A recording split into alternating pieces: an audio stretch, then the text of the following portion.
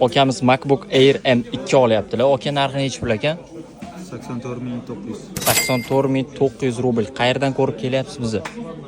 Telegram kanaldan. Telegram kanalidan ko'rib kelyapsiz. Oldindan kuzatib borasiz. Aka narxi yoqdimi? Buni hozir ochamizmi, bu yerda ochmaymizmi? Oching, aka, bitta ko'raylik.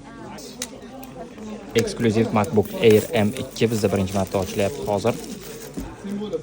Bitta videosini ko'rib qo'yamiz. Aka, nima uchun olyapsiz buni?